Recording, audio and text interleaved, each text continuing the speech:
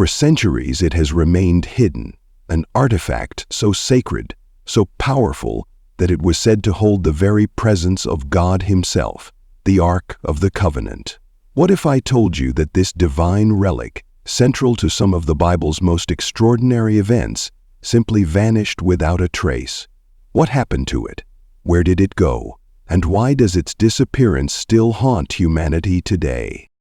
Was it stolen during the Babylonian siege? Hidden in a secret chamber beneath Solomon's temple? Or does it rest in a place far beyond our reach, guarded, forgotten, or even destroyed? And here's the question no one dares to ask. Could the Ark's knowledge, its power, have been too dangerous for humanity? In this video, we'll dive deep into the mystery of the Ark of the Covenant, exploring ancient texts, tantalizing theories, and forbidden knowledge that may hold the key to one of the greatest mysteries in biblical history. What happened to the Ark of the Covenant? Let's find out. The story of the Ark begins with God's direct command to Moses, detailed in Exodus 25. Imagine this moment. God Himself instructs His people to build a sacred chest, a physical manifestation of His covenant with Israel. He provides precise dimensions, materials, and design, down to the pure gold that covered it and the cherubim with outstretched wings that adorned its lid.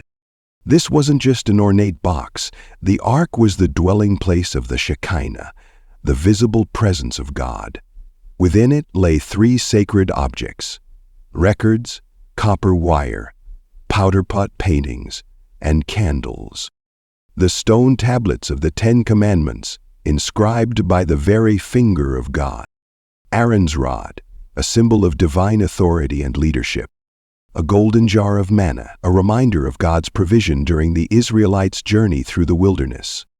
The Ark was more than a treasure. It was a divine beacon. Its presence reminded Israel of their covenant, their chosen status, and their responsibility to remain faithful to God. Throughout Israel's history, the Ark didn't simply sit as a relic. It moved, leading God's people into battle, across rivers, and into new lands. The Israelites standing at the banks of the Jordan River, the waters raging before them. As soon as the priests carrying the Ark stepped into the water, the river parted, Joshua 3:15-16. The Ark led them across on dry ground, a clear sign that God was with them. And who can forget the fall of Jericho? The Ark was carried in silence around the city for 6 days, and on the 7th day, with a mighty shout, the walls came tumbling down, Joshua 6. It wasn't the sound of trumpets that brought Jericho to its knees. It was the power of God, carried within the Ark. But the Ark's power came with a warning. It was holy, untouchable by human hands. Those who disrespected its sanctity faced dire consequences. Consider the story of Uzzah, 1 Samuel 6:6-7. When the Ark was being transported, it began to tip. Instinctively, Uzzah reached out to steady it, and in that instant, he was struck dead. It may seem harsh, but this was a powerful reminder. The Ark was not an ordinary object. It was a representation of God's untouchable holiness. The Ark was also feared by Israel's enemies. During one battle, the Philistines captured the Ark, believing they had defeated Israel's God. But what followed was nothing short of terrifying. Their idol, Dagon, fell before the Ark, and a plague swept through their cities, 1 Samuel 5:2. The Philistines quickly realized this was no ordinary artifact. It was a weapon of divine power they could not control. The Ark wasn't just a historical artifact. It was a bridge between heaven and earth, a reminder of God's presence, His power, and His holiness. But it also posed a question that echoes to us today. Are we prepared to stand in the presence of a holy God? The Ark's power wasn't just in its ability to perform miracles or strike down enemies. Its real significance lay in what it symbolized, a relationship between the Creator and His people. Through the Ark, God reminded Israel of their call to obedience, purity, and faithfulness. But here's the most intriguing part. The Ark once central to Israel's worship, suddenly disappears from the biblical narrative. What happened to this sacred vessel? Was it hidden, destroyed, or taken to another realm? The Ark of the Covenant was the physical embodiment of God's promise to His people, a sacred vessel of unimaginable power. So how could something so central to biblical history simply disappear? Did God Himself take it away to protect it from defilement? Or did mankind, in its frailty, hide it so well that even history forgot its location? In 2 Chronicles 35:3, we find the final biblical reference to the Ark. King Josiah, known for his dedication to restoring God's law, instructed the Levites, "Put the holy Ark in the house that Solomon the son of David king of Israel built. It shall no longer be a burden on your shoulders. Serve the Lord your God and His people Israel." At this point, the Ark was still present in Jerusalem, but then a dark chapter unfolded. In 500 AD 5 BCE, the Babylonian army led by King Nebuchadnezzar invaded, sacked the city, and destroyed the Temple of Solomon. This was a devastating moment for Israel. Yet what's even more perplexing is this: the Ark is never mentioned in the records of Babylonian plunder. Where did it go? Was it taken by invaders, hidden in the chaos, or removed by divine intervention? Many believe the Ark was taken during the Babylonian conquest. If so, why does the Bible and even Babylonian records remain silent about such a prized treasure? Some theorists suggest the Babylonians took it and melted it down for gold, though this seems unlikely given its spiritual significance. Alternatively, could the Ark have been hidden by priests in the days leading up to the siege? Many argue the Levites, entrusted with its care, acted swiftly to conceal it before the temple fell. Mini-hook. But if the Ark wasn't captured, where could the priests have hidden such a monumental artifact? Another theory carries a more supernatural explanation. What if God Himself took the Ark? As the Ark represented His covenant with Israel, it's plausible that God removed it to prevent desecration. This theory aligns with biblical themes of divine protection, as seen when God intervened to protect the Ark from misuse by surrendering the 7 loaded stones and lifting them off their palmers in Psalm 116 through 1:7. This idea leads to a profound question. Was humanity no longer worthy of the Ark's presence? Could its disappearance signal a turning point in God's relationship with His people? The Levites, guardians of the Ark, may have acted decisively during Jerusalem's fall. Some believe they transported the Ark to a hidden chamber beneath Solomon's temple, a labyrinth of tunnels that remain unexplored to this day. Others argue it was taken far from Jerusalem, possibly to a sanctuary outside Israel. Ethiopian Christians, for instance, claim the Ark resides in the chapel of the tablet in Aksum, guarded by a single priest who dedicates his life to its protection. But could the Levites have known their hiding place would keep the Ark concealed for millennia? The Babylonian conquest was more than a military defeat, it was a spiritual catastrophe. The destruction of the temple and exile of the Israelites marked the loss of their central place of worship and the physical connection to God's presence. For the Israelites, the Ark's disappearance was not just a historical tragedy. It symbolized a rupture in their covenant relationship with God. Yet even in their despair, hope lingered. Prophets like Jeremiah spoke of restoration, hinting at a divine plan greater than any earthly artifact. The Ark of the Covenant is more than an artifact. It's a divine enigma. Believed to house the presence of God Himself, the Ark's disappearance has baffled scholars, theologians, and adventurers for centuries. Today, we're diving deep into 5 of the most compelling theories about the Ark's current location, and each one has its own breathtaking twist. 1. Ethiopia, the hidden sanctuary. The Ethiopian Orthodox Church boldly claims the Ark rests within the sacred chapel of the tablet in Aksum, a city steeped in ancient Christian tradition. According to their account, the Ark was brought to Ethiopia by Menelik, the son of King Solomon and the Queen of Sheba, centuries ago. It is said to have been guarded there ever since. Some have reported witnessing extraordinary phenomena surrounding the chapel, bright lights, unexplained energy. But skeptics argue it could be a replica. What do you think? Is the Ark lying in humble solitude in this remote church, or is this just a legend passed through generations? 2. Hidden beneath the Temple Mount. Beneath Jerusalem's Temple Mount lies a labyrinth of tunnels, ancient chambers, and mysteries. Many believe that before the Babylonian conquest, the Levite priests hid the Ark in a secret chamber designed by King Solomon himself. Archaeologists have searched the area for decades, but political tensions and religious sensitivities make excavation nearly impossible. Could God's greatest relic be hidden in plain sight, waiting for the appointed time to reveal itself? 3. Egypt, a relic in exile. During times of great crisis, the Jewish people often fled to Egypt for refuge. Some historians suggest the Ark was taken to Elephantine Island, where a Jewish community once built a temple. Evidence of Jewish worship on the island supports this theory, but no trace of the Ark has been found. If it is in Egypt, could it be buried beneath centuries of history, lost to the sands of time? 4. The Vatican connection. Some conspiracy theorists whisper of the Vatican's secret archives, a labyrinth of restricted halls, rumored to hold artifacts of unimaginable power. Could the Ark of the Covenant rest within these walls, hidden away to prevent its power from falling into the wrong hands? The Vatican denies these claims, but the allure of such a theory persists. After all, if any institution had the resources and motive to protect or control the Ark, it would be the Vatican. Could they be guardians of this sacred treasure, or is this just another layer of myth? 5.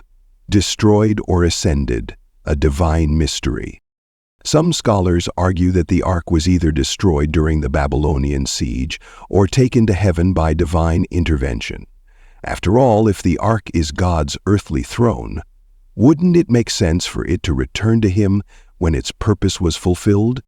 Revelation 11:19 hints at this possibility, describing the Ark seen in God's heavenly temple. Could this vision be a prophecy of its return, signaling the end times? Mystical and forbidden knowledge. What does the Ark of the Covenant truly represent? The Ark of the Covenant wasn't just a symbol of Israel's relationship with God. It was a conduit of His divine power. When the priests carried it into the Jordan River, the waters parted in 46 BC. At Jericho, its mere presence caused the city's impenetrable walls to crumble, Joshua 6:25. But here's the question: what made this artifact so powerful? And why was it eventually hidden from humanity? Could it be that the Ark's power was too great for humans to wield? Stories abound of those who dared to misuse it and suffered dire consequences. Consider Uzzah, who reached out to steady the Ark and was struck dead instantly. This was no ordinary relic. It was sacred, dangerous, and deeply intertwined with God's will. Could such power have been a risk to humanity's survival? What if the Ark contained more than just physical items like the Ten Commandments? Some scholars and theologians believe it held divine knowledge, secrets of creation itself. Could it have been a portal to God's infinite wisdom, a blueprint of His divine order? Theories suggest that the Ark's construction as described in Exodus was no accident. The precise dimensions, the gold overlay, and the cherubim above the mercy seat, each element reflected heavenly patterns. Some even speculate that the Ark could have been a source of divine energy, a kind of holy technology passed down from God to humanity. If the Ark could part rivers and level cities, what else might it have been capable of? Could it have contained instructions for harnessing the forces of nature or unlocking the mysteries of the universe? And if so, who would dare wield such power? Why was this knowledge forbidden? Why was this knowledge, this power, concealed? Was it simply lost to time, or was it deliberately hidden? The Bible suggests that God Himself may have removed the Ark to protect humanity. After all, in the hands of the wrong people, such power could lead to catastrophe. Beyond its power and mystery, the ark stands as a profound symbol of God's covenant with His people. It reminds us of His promise to guide and protect those who follow His ways. But it also serves as a warning, a call to humility. God's power is not ours to control. It is His alone. Perhaps the ark's disappearance is part of God's divine plan. It forces us to focus not on relics or artifacts, but on the true source of salvation, our faith in Him. After all, isn't it better to seek God's presence in our hearts than in a golden chest? The Ark of the Covenant isn't just an ancient relic lost to history, but a piece of God's divine plan still waiting to unfold in the final chapter of humanity. Could this sacred artifact hold the key to the end times and the return of Christ? The Ark's connection to Revelation. In Revelation 11:19, we read something extraordinary. Then God's temple in heaven was opened, and the Ark of His covenant was seen within His temple. This is one of the most tantalizing clues about the Ark's ultimate destiny.